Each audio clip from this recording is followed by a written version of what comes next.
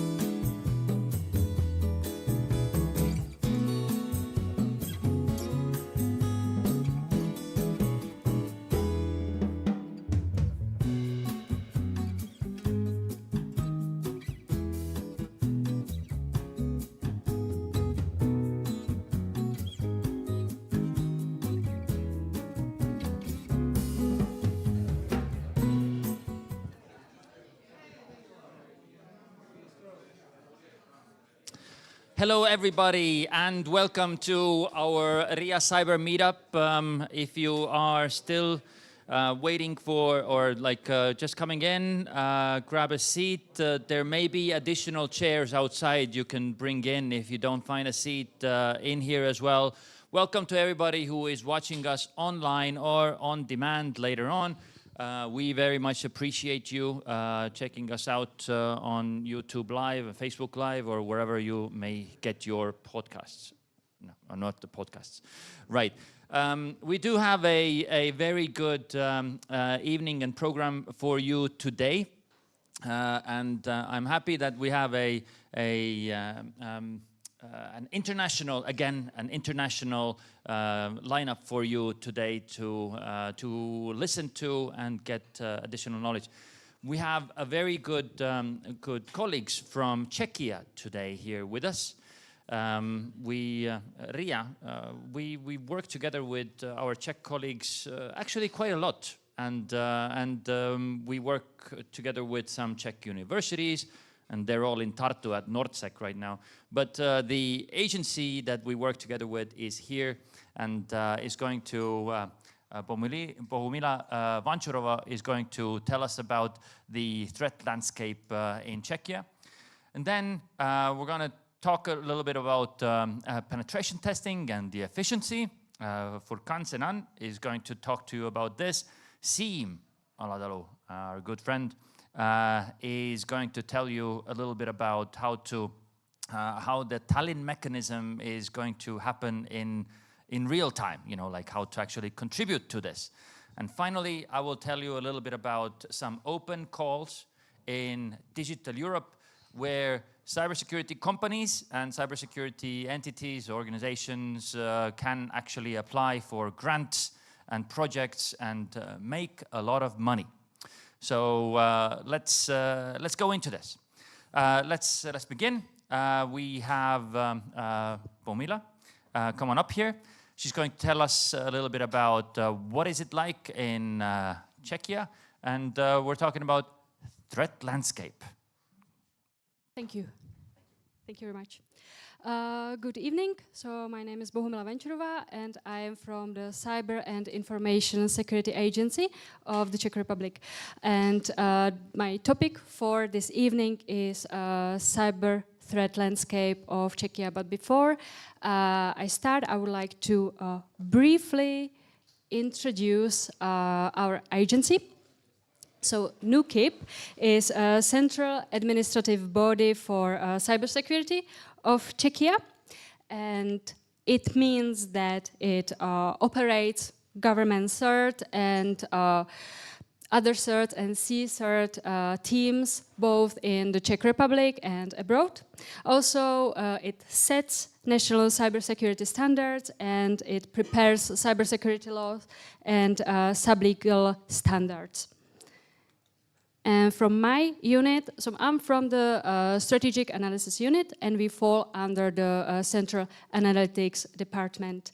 And we analyze and monitor cyber threat risks and trends, and also we focus on political and security and strategic context. And we provide analytical support within NÚKIB and also to our shareholders, government officials, and also to foreign partners. And in some cases, our work initiates the process that ultimately results in the official warning. So, for example, in 2018, NÚKIB warned against hardware and software of the Chinese companies Huawei and ZTE. In 2022, it issued warning against the use of smart meters from outside the EU, EEA, OECD, NATO. And in 2023, issued warning against TikTok, and finally this year issued warning against certain products of the company DeepSeek, and in September warned against the transfer of the data and remote administration from People's Republic of China. And now for the cyber threat landscape. In 2024, NÚKIB recorded 268 incidents, which was like the highest number of incidents to date.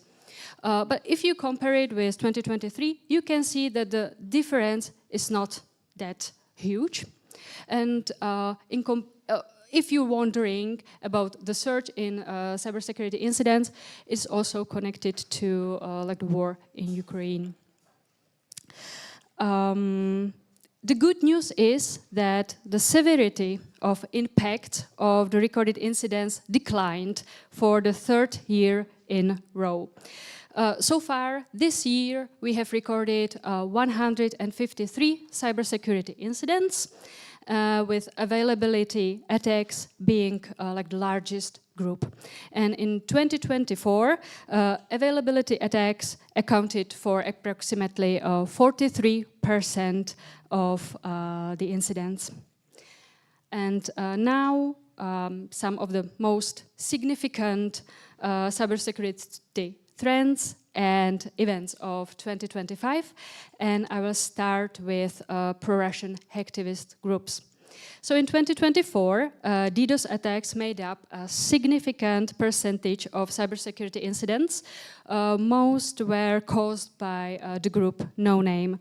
However, these attacks caused only a short-term outage. So the DDoS did not result in any serious damage. In July 2025, Czech Republic participated on joint international Operation Eastwood, which led to the disruption of No Name's attack infrastructure.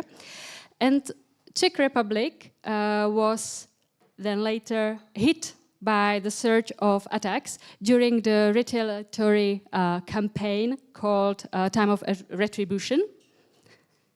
You can see a slide here. It was in late July or early August. However, after that, a number of attacks connected to pro-Russian hacktivists dramatically declined, and nowadays the situation is that we haven't recorded attack that we connect with pro-Russian groups in November. It also has to be pointed out that even in the first half of 2025, we've seen a decline in DDoS attacks. And also in general, the number of attacks by hacktivist groups has declined. However, we can see a new trend, which is targeting weakly secured operational technology and SCADA systems, mainly in the water industry. If I'm not mistaken, the similar trend can be seen also in Norway and in Poland. And the most active group in the Czech Republic is the Pentest. And of course, Czech Republic is aware of the Russian-linked cyber activities that continue to take place in Europe.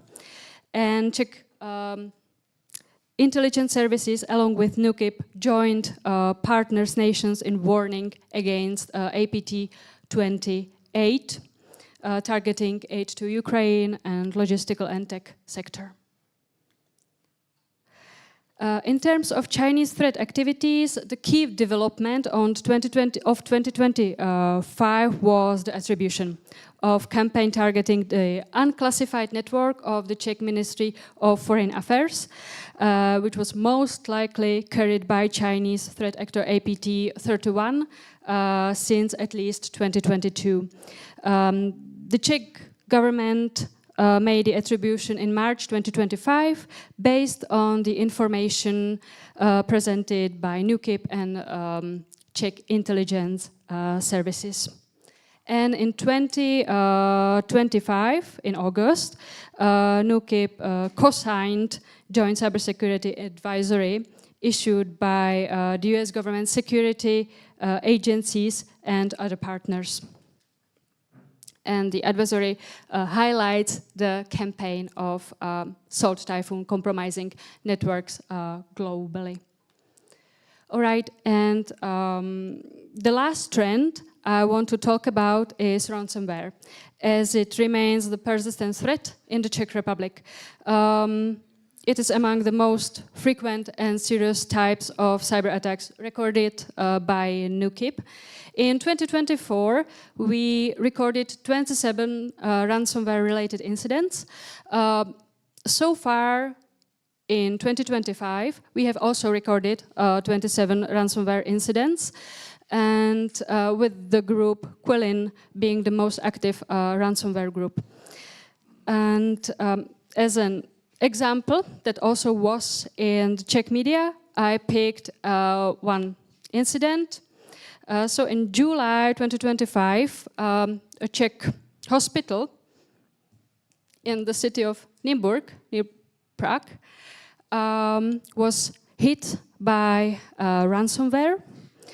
and it, among others things, disabled the payment terminals, the queuing system, and also the diagnostic devices. And the hospital had to briefly switch to the emergency mode, which ended like a few days later. The most important thing is that no patient's health or lives were in danger. And the hospital returned back to normal roughly after a month or 2 months. Okay, thank you very much for your attention. An applause. Before I do want to give the opportunity for a question from the audience, but before we do, sometimes we actually have these threat landscape overviews from Estonia as well. And we talk about, hey, we have these, you know, like 6,000 incidents with an impact, and there used to be 2,000, and now there's 6,000, and you know, and then you're talking about that it was the largest number last year, that was 268. Can you elaborate a little bit on, you know, like how do you qualify what is an incident and what is not an incident in this case? Well, actually, I think I'm not the right person to do that. However, I put there also a table provided by the Czech police, and you can see there that they are recording cybercrimes, and there was like 18,000 pieces of cybercrime. So yeah. We have like a different scope. All right, and so for anybody who's, yeah, just a second, I see a question over there. So let's just put it this way, that in terms of cybersecurity agencies, I've seen that everybody does have a different system of recording those incidents. What should be a takeaway here is that the number is increasing, the trend is actually going up. And so it's in a similar manner that we actually see a trend going up as well. Let's have a question from the audience. Here's a microphone. Introduce yourself and ask. Hello, thanks for the overview. My name is Ivo, and I would like to ask you about the ransomware attack on the hospital that you shared with us. So in the case with this hospital, do you have in Czechia like a cybersecurity baseline that is required to be followed by critical service providers? Yes, I believe it's embedded in the cybersecurity law, and we can discuss it more in the detail afterwards. All right. I think let's give another big round of applause for Bohumila. She will stay here after the event is over as well, and you can, if you do have questions about the standards that Czechia is following, then they will gladly help you out with that. So let's continue. We have next up Furkan Senan is yeah, you're right there. Good. Come on up here. Let's talk about pen testing. Let's talk about the efficiency. Let's see. There's a exactly. Here's a, and there's your microphone. Lots of things. Okay. Says yeah. Hello, everyone. I'm Furkan. I've been doing pen testing for almost 10 years, and before that I was curiously playing around in offensive security for years unprofessionally. I would like to talk about some problems that I've been facing over the years in the pen testing scene, and share some of my controversial opinions along with some recommendations today. So the main goal of this presentation is to help people who are going to get penetration testing services in the future, and spark a debate to question today's terminologies. So there were a lot of data poisoning in the security scene, and companies invented new words to attract more clients, and security, especially pen testing, was affected a lot by that, and somehow it turned into like a fancy business topic where everyone speaks with the same words, but all those words mean different things. So eventually we lost the terms, meanings, and pen testing became just like a compliance requirement, nothing more. So everyone probably knows what is pen test. I'm not going to talk about that, but I want to mention about what is not pen test. When a major capital shifting happened around 2010s, late 2010s, in security field, we started seeing the first examples of new invented words. First, the pen test was all manual effort before that, and we start seeing something like automated pen test. And it wasn't like, short after, the most questioned topic was clients were asking, are you doing it manually? Because they realized that automated pen test, what is called automated pen test, wasn't what they're looking for. So the terms were poisoned there. And they were asking, are you doing it manually? So manual pen test came out. And after that, we see in other words, advanced pen test, elite pen test, premium pen test, audit pen test, and now, of course, we see now today AI pen test. So while I disagree with the terms, I'm not completely against the methodologies. I believe we are just using the terms in the wrong way, because these cannot replace the pen test, but fill the gaps that pen test cannot cover. So pen testing has to be always a manual effort. And you may ask, why? It's because the nature of it requires that. The nature of it requires bad intended human being control the machine to attack you. And it has to be manual effort of a smart, skilled, and creative human to discover new attack paths and invent new ways to damage you or your business. So this is what you have been trying to defend against, not to some random scanning bot against. Of course, we also use those automations, but a human creativity always orchestrates these tools, not it's all automatic. So if we strip the most valuable part from the pen test, like, it's no surprise that we lose the meaning of it. So this is what you will see if you search for phases of pen test. And it's actually, if we just come one step away, these are the real phases of pen test. It starts all the way back from the client side, that they do threat modeling, risk evaluation, scoping is the pre-pen test part.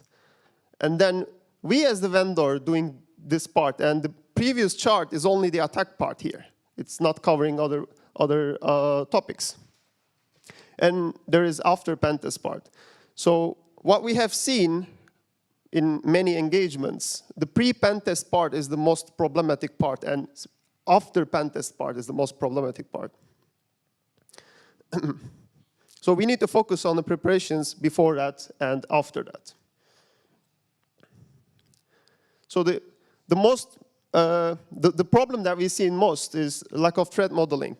The necessity of a pen test should come from a threat model that you do before, which will define the borders of the scope naturally and set your goal why you are receiving this pen test service in the first place. But unfortunately, most businesses do not have that. In the scoping calls, we are asked that, what is your valuables? And clients hesitate and they look at each other. They can't define that in the moment. So threat modeling, you answer the questions, what to protect, how to protect, and from whom to protect. So if you look at these houses, like metaphorically, it represents your assets. To demonstrate very simple threat modeling, it consists of three parts. And entry points can be doors, windows, chimney, or maybe the attacker is bold enough to dig a tunnel under it. And your valuables can be your cash, documents, or electronics in the house. And who can be the threat is someone randomly walking down the street, aka we call it anonymous user, someone who is regularly coming to your house for cleaning or repairing, aka user, and someone who is your relative, which we call internal threat. And lack of risk evaluation is another part that we see missing, because clients also do not understand it very well when we report and say that, okay, this is high severity, and they start conflicting with us at some point. And this is the correct one, because we in the pen test do the risk evaluation only for the found vulnerability, not for the entire infrastructure, because our scope is usually narrowed when you compare with their entire assets. So you should do that your own, because maybe we just find something and evaluate it as high severity, but it's not actually priority for you. And we've seen that they bargain with us that to remove something from the report. But it is not something we would like to do, but you always have a, like, penetration testing report is not an authoritative report. You always have right to not to remediate the findings there. Depending on your risk evaluation, that's the important part there. So, but we recommend to keep track of those vulnerabilities and put it in another sheet that, okay, these are the known vulnerabilities, and share it with your next vendor. So they will not spend time on those already known issues. Another problem is wrong scoping, and this is the most common one, but this also common because of the first steps, lack of threat modeling. And most pen tests, bad pen tests starts before the actual test starting. So the scope is vague and comfort-driven, and does not prioritize the valuables. Again, when we come back to the previous metaphor, this is the assets, and our scope is only the garage, which holds no valuables, and it's almost like a closed box. So the result of this pen test probably will be you're secure, you're fine, but in reality, you have lots of problems in the actual asset where you hold your valuables. And we've seen these cases, especially in the financial institutions and more compliance-oriented companies, because they just want to get your secure report, basically, and they just pass from the compliance. So pen testing is not, that's why it became like a compliance requirement, nothing more. So it also makes pen testing lose its meaning. So you may ask that, should we include everything into the scope then? This is also not good, because there's another parameter there, budget. So that is why threat modeling and risk evaluation is important. So after you do these steps, the scope naturally comes out, and it will be narrowed already, so it will fit to your budget, and you will exactly do the test efficiently to the target. So you don't need to spend your entire budget in one go, but divide it into different scopes. This is another problem. Maybe everything is right and scope is good, but they don't have a goal. They don't know what they are going to be happy with. Some clients are happy with a very full report because we discovered that findings before anyone else. Some of them are happy with an empty report because they already are spending a lot of money on their security program, so they see in the report that it's worth for something. So the goals and expectations should be set before the pen test. And attack methodologies, yeah, this is another topic that we argue about a lot during the scoping calls. Unfortunately, there is no one and unified approach to all pen tests. All pen tests is unique, even if the scope is the same, because we consider different parameters there. If it has been pen tested before, for example, we prefer depth over coverage. We would like to go deeper into some weak chains, for example, login or document uploads, where we can try more things rather than just test the surface briefly. So it changed the attack paths. That is why these checklists methodologies are not working. They're just there for documentation, and pretty much all companies do their own methodologies based on these, but it's not something that we use only. Analyzing the report is another important part. Everything is right and scope is good, test was good, and when you have the report, there are a couple of things that you should do. checking the root cause of vulnerability is one of that. For example, sometimes we cut the scope to narrow the scope to cut from the budget. Maybe you have 5 user roles and we only included the most privileged and the lowest privileged. So if there is a problem there, you should also check the other user roles if they are affected, or if this vulnerability is site-wide. Maybe you have problem with your filtering system which affects the entire application. And keeping the report statistics in the machine-readable format, this is very important because we observed that there is no clients actually doing that. They are not keeping the data to do correlation between 2 pen tests. So they got a pen test 6 months ago, and 6 months ago, and 1 year ago. They are only focusing the one PDF that they have. They're holding on their hands at that moment. But the previous pen test results are also important. Which categories you have seeing in your report constantly. If you have a problem with your, for example, if you see outdated and vulnerable components in the report, you may need to check your security program and policies. Maybe you need to update your patch management policy. And remediation. In the remediation, it's also another issue.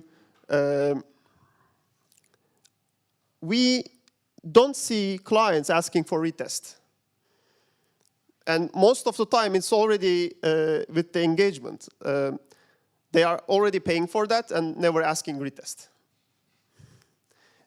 It is bad because retesting includes patch bypasses. We've seen cases where the client just blacklisted our payloads used in the report, but the vulnerability is still there if we use something else. This is worse because then they make it harder to spot the vulnerability, but it's still there. So you should always ask for retesting, even if you are sure that it's fixed. So third eye can confirm it. And attestation letter. We also seen that pen testing reports delivered to everyone, and we see some pen testing reports that was given to another client from another client. It came out from another client, or they shared with us. A pen testing report should be classified information. You shouldn't share it with third parties. So you can ask attestation letter. Some companies provide it with the pen testing report, but yeah, some of them don't mention about it at all. So if they're not, you should do that. And we provide it only if we verify the patches. If the client fixes everything, medium severity or above, then we provide attestation letter that, okay, we confirm that this client did the test and everything was patched. And I would like to share some info about our product. We are a cybersecurity startup based in Tartu and doing offensive security services, basically. And we have a platform named Outer Core, and it's an invite-only platform for now, and you can just contact us to get an invite, create your assets, fill your pen testing scopes, and start a pen test as quickly as in 3 days. And you don't need to book in advance. Right now is the Q4, and it's the most busiest time of the industry, but it's the same. It doesn't change for us, so you can start in 3 days actually. And we have checklists where you can track the progress as our pen testers mark failed, passed, just for sake of like documentability, and you can track the progress. You can chat with them, ask questions. They can ask questions to you. You can answer. And we provide the data correlation to you. If you use the platform for long term, we correlate the data to you, how good you are doing over time within different categories, within different assets. And also this. Thank you very much. Thank you. Thank you so much. I'd like to take a question from the audience as well. Yeah, if we have time, yes. But before we go into this, so this is something that we have seen before, that companies and CEOs, they want to pass the pen test. So, and they asked, has this passed this pen testing? And so this is a language question that compliance has actually taken over. That hey, we haven't done the pen test, we've passed it, and it's something that is a weird thing in general. Is there a question in the audience? There's one at the back. Introduce yourself and ask. Evgeny, the question is, what is the most common mistake in pen testing report and how to avoid it? Common issues to report and... The most common mistake in pen test reports. Like a vulnerability that we find, or? The most common mistake, critical. There are a lot of reports. Oh yeah, so maybe the most common that you've seen as a pen test as a result as a vulnerability. Currently, it's broken authorization issues. I showed the methodologies. For example, OWASP a couple of weeks ago shared their 2025 statistics, and it's correct actually. Broken authorization is still the most common we've seen. Injection issues are going down because of the frameworks basically, and everyone using the same framework, and they are like pre-patching the issues, so it's hard to make mistakes, but authorization issue is something everyone does with their own methods, so we've seen a lot of issues with that.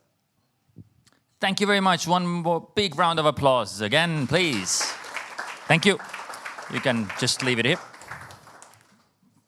Yeah, it'll fine. All right, thanks. We are going to go from more operational cybersecurity issues to a little bit more strategic. Let's go into funding. Let's go into money. Let's go into helping others. Siim is here to talk to you a little bit about what can be done in this Tallinn mechanism thing there as well, and how you and your companies who are providing cybersecurity services and products can actually help. All right. Well, good evening, everybody. It's great to see the full house here at this distinguished event. And actually, it's been such a long wait for me to be able to present here. And those of you who remember what you were doing back in January 2024, that was, I think, the last time that anyone actually mentioned the Tallinn mechanism here. And back then it was, I'd say, a startup project, but now it is actually a project which is doing very well. And so as part of the Tallinn mechanism project, we have just started a very concrete activity towards Ukraine.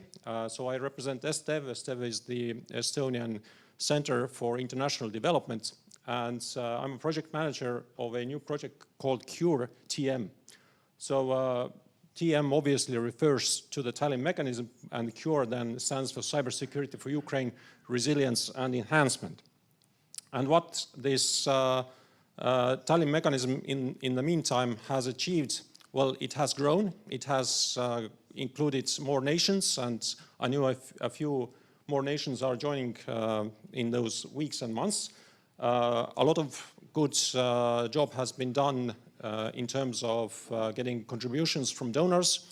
Also a very comprehensive catalog specifying the needs of Ukraine's civilian sector in cybersecurity has been compiled.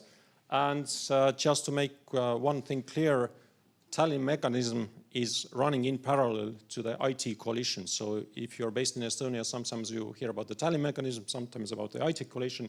So these things run in parallel and target the civilian sector and the defense sector respectively. So thanks to the Tallinn mechanism, a couple of months ago, earlier this year, a cooperation between Sweden and Estonia was born. So as you see, there are two logos in the bottom. One is ESTDEV's and the other one is SIDA. SIDA is the Swedish Development Cooperation Agency, and they decided it's good time to do something to support Ukraine. And fortunately, our paths crossed, and the result then is the CURE project. What the CURE project means is that we are working with 4 Ukrainian government agencies, the Secretariat of the Cabinet of Ministers, roughly equivalent to Riigi Kantselei in Estonia, the Ministry of Economy, the Ministry of Veterans Affairs, and the National Health Service of Ukraine. So given Ukraine's size, you can only imagine how many people actually are on one hand working in those institutions, but how big a share these institutions have in the daily functioning of the Ukrainian state. And the outputs of these 2-year projects are, well, this looks like, office language or kantseliit in Estonian, secure and resilient cybersecurity infrastructure established in those institutions, improved institutional cybersecurity governance and capacity to manage threats, and also increased compliance with international cybersecurity standards. So if one asks me, so what's my motivation here, I see the biggest achievement eventually would be also helping Ukraine to integrate with the West and with the European Union in the area of cybersecurity standards, legislation, and like Lauri mentioned, the more strategic things. But before that, we will do a lot with those 4 partners to achieve practical cybersecurity capabilities, capacity, and trainings. Now, I don't know what woke you up this morning, but I woke up to our legal advisor sending me a text message saying it's alive now. So this morning we published a major framework tender, which is out there now for you to explore. And this major document will allow us to actually put these ideas into motion and implementation in Ukraine. The tender will have a total maximum value of 27 million euros, and it will be divided in 3 parts. The first one is really about cybersecurity related know-how or consultation, if that sounds easier. Then the other one is about cybersecurity software and tools. And the third part is about infrastructure. So as you can see, it's quite comprehensive. Anything from servers to tools to trainings to even cybersecurity exercises. And as mentioned, the project itself is formally, well, 27 months, but a bit of that has already been spent. We would foresee at least 10 million invested into Ukraine as part of this 2-year project. And as mentioned, it's funded by SIDA and proudly implemented by ESTDEV. And I hope there are at least some companies represented here who would consider joining this tender, making their bids and becoming our partners. Now, just to very quickly show you the audience here a picture how it should, how it looks on my desktop. These are the 4 beneficiaries, and as you can see, early next year we will put a lot of things into motion. So lots of things will be going on in terms of implementation, and a lot of cybersecurity capacity will be built. All right, about the tender. So this is more the formal talk now. It is ESTDEV's biggest tender right now. It is very multinational, open to 57 different countries. So we hope to see some competition, but of course we would like to see the best experts and best companies contribute and emerge as the winners of the tender. So not only European Union countries, but also Ukraine and many other countries around the world. So ideally this, for me, it looks like an ideal coalition to support Ukraine, but of course that's another different story.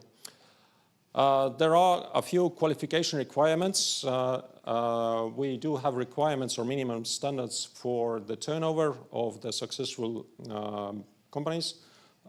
Just to highlight that we will check for entities who might be on the sanctioned companies list. So we, of course, like to maintain the integrity of the whole effort. Then there will be a small, or well, not small, but it's a bit differentiated requirement in terms of experience of the company. So if the company has already implemented projects, what's their value and so forth. There are a bit more nuanced conditions for the team. So in terms of the length of work experience, in terms of the role, the time frame, the financial volume of the works completed until now. Yeah, so it is a bit nuanced, but it only serves to get the best experts on board. And we also, when I mention companies, also consortiums of companies are welcome to make their bids.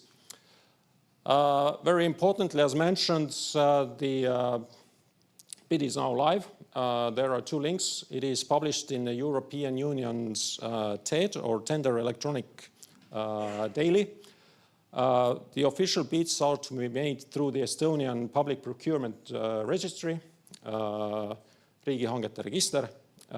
Just if you want to take one figure from this presentation, 301036 is the number you should look for in the database. And yeah, all the bids should be submitted through the Estonian registry by the 16th of December. So wish me luck with Christmas this year. And yeah, well, this was shortly what I wanted to tell this distinguished audience here. Thank you for your attention. And just to advertise an opportunity to learn more, we are to do a more detailed information session online on Monday next week. So if you're interested, just send me an email and I'll put you into the RIA list. And this is the process overall. Where we are right now is that the contract notice and the tender is out there. The deadline, the red one, will be 16th of December, and a lot of steps will be taken after that to ensure that everything is transparent, fair, equally treating, and of course that we get the best experts who will join us on the journey in helping Ukraine. And that's it. Thank you very much. Any questions? Happy to take them. Applause, applause, applause, yes. I have a question, so let me get this straight. Right now, the tender out there is for some sort of a framework agreement. You're not actually asking for this company to provide any trainings yet, or what is it that you're asking for? Exactly. So right now we are looking to establish our circle of partners who will help us implement the activities. And once we will get through this process, so hopefully sometime in February, March timeframe, we will start sending out concrete calls for concrete tasks, and yeah, lots of motion coming next year.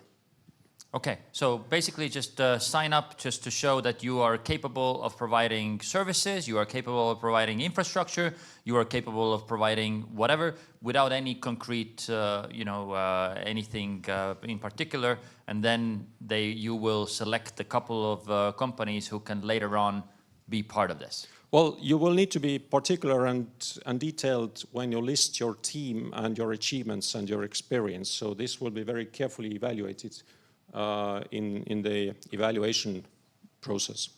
So it is not just showing up your interest. Actually, we published the tender this morning. Just before I walked onto stage, I checked, we have already some 10 companies registered their interest, but no bids, of course, not yet, but hopefully many. Cool. Is there any question from the audience right now? Again, Evgeny.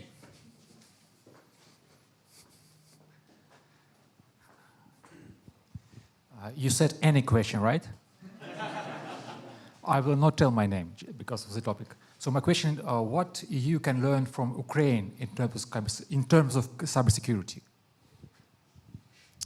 Well, I will not go into details, but I had the opportunity to visit Ukraine a week ago, and with a distinguished expert team from Estonia. So I was having my meetings, they were having theirs, and they came back really impressed, highlighting that we have a lot to learn from Ukraine. Well, that's all right. All right, another applause, please. Thank you so much, Siim. He'll be around, ask him questions, you know, express your interests. And this is an opportunity for all Estonian cybersecurity companies to actually go and not just contribute, but actually get paid to do so. And that's always a good thing. Let me finish up this cyber meetup with a presentation on my own. What I'm going to tell you about is basically another opportunity for a collaboration, which is a little bit more specific. That there are some open calls for tenders, or not calls for calls for projects in the Digital Europe Fund that were opened at the end of October, and that are going to be open until 31st of March. So Digital Europe first. Digital Europe is a fund, and this particular time it's opening calls for about 50 million euros. It's a fund which mainly does these projects where you have to have about 50% co-financing. So what does that mean? They're going to do a couple of calls, and they want you, or cybersecurity companies, to go into this. And the 50% co-financing actually means two things. One, you either are going to do this project anyway, but if you align this with the Digital Europe program, then you can get 50% back from the European Union. Or the other thing could be done in a way that you are going to do this anyway, this particular project, but if you align this with the Digital Europe calls, you can expand it by half. So these calls, which I'm going to tell you a little bit about, are such projects that I want you to seriously consider if your company is doing something in this term already and would be doing this without this funding anyways, then this could be an opportunity for you. Why I'm saying this because there's a couple of calls here. I'm just going to go through them quickly first and then into depth a little bit more. There's a couple of calls which are about cybersecure tools and technologies and services relying on AI. Is your company already doing those things?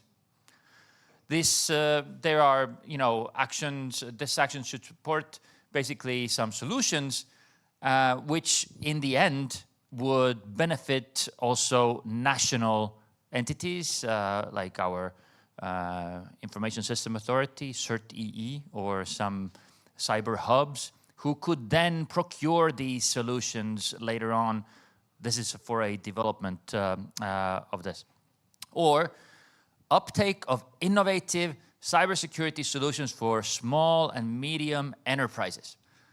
So these are some of those questions that, how to create some system so that small and medium enterprises who are not cybersecurity enterprises, who are basically, cafes and door manufacturing and, some others, so that they could do better cybersecurity. What is it that you could do, you could provide in terms of innovation so that you could make their life easier? Of course, through this Digital Europe Fund, they're going to also fund two more things which are a little bit more towards public administration. I'm not gonna, linger long on those. They're going to talk, there's a call for coordinated preparedness testing and others preparedness actions, which is basically that RIA should apply and then give a little grant to somebody else. Not RIA, but RIA with all these other agencies together, or regional cable hubs, so that Estonian government with the Finnish government and the Swedish government and everybody government should apply and build, a hub to secure submarine cable systems, which, I don't know if you've heard, we have a little bit of a problem with, right? And so these are some of the funds that are actually directed very directly towards government. So let's not focus on them too much. If you are from a government entity and want to know more about them, come talk to us later on. But for these two, which are more directed to these companies and cybersecurity entities who are actually doing innovation. One is the uptake of innovative cybersecurity solutions for SMEs. They are looking for the development of different toolkits or support and incident response capabilities or support tools and platforms. So for example, there are some talks in this call document, which you can QR code here and then find the actual call document on the funding and tenders portal. They're talking about for example, let me see, I'm going to go into this in a second. Objectives is, for example, this expected outcomes, functionality that enables the mapping and maintenance of an SME's digital asset and possible vulnerabilities. If you are working on such a tool and you want to make sure that actually you could get European Union funds to boost your things, then this is something to work with. In terms of support and incident response capabilities, for example, non-commercial cybersecurity hotline with a standardized framework and guidelines for response times, escalation procedures, and the scope of assistance provided. So there's multiple different small objectives that you could read and choose from to actually say that, hey, we are working on this already. Let's find some partners. Let's find some joint efforts. Let's put together a project and let's make it 3 million euros worth of a project, and then that means that we're working on a 6 million project anyways, which means that this could be a boost. For the other one, the cybersecure tools, technologies, and services relying on AI. This one's an even trickier one because it sort of sounds like this, it's basically tools development for anyone. Tools development, hey, you're doing a tool, a technology or a service relying on AI. Every startup is doing a tool or service or technology relying on AI. I mean, I don't think that you are allowed to do a tool or service without AI these days. And so basically this is, for everybody who is doing some sort of a, cybersecurity development work in general. But these tools should be later on available for use for national authorities, cyber hubs, CSIRTs, national cybersecurity centers, NIS, single points of contacts, and others. And they should be novel, they should be new, they should be something that could be used not only by selling, this automated pen test or AI pen test, not only those, but they should also be able to be used by CSIRTs, and they should maybe do even original European counter threat or cyber threat intelligence feeds and those kinds of things. This is something that you should totally read these documents to get an understanding whether this is something that you do already and you want to boost it, or whether this is something you could sell as something for cyber hubs, CSIRTs, and CSCs, and so on, that maybe later on European Union could actually pay half of it. Now, these projects, which are funded, this is a 3 to 5 million euro project. They are going to be funding 3 to 5 projects altogether, so for about 50 million euros. These are usually requiring a consortium of at least a couple of companies or entities or organizations, and it is usually, and it is probably even better, if those organizations are from different countries. So, for example, an Estonian company should work together with somebody from the Nordics, the Southern Europeans, maybe somebody from our Czechia partners, and those places, so that it would represent a project which is larger than your own clientele right now. And so to do this, our organization, RIA, and our National Coordination Center here, we are trying to empower you to actually find those partners from somewhere. One way to find partners is right now. There's people in Czechia, there's right there. They should, you can actually go to them right there and ask them, how do we contact people from Czechia, right? But the other one is, if you don't have time today, then we're going to have an event in Tallinn on the 22nd, right? Is it? Yeah. On the 22nd of January.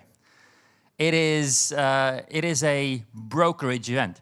And the brokerage event is basically a networking event so that we could help you find partners for these 2 calls from around this region.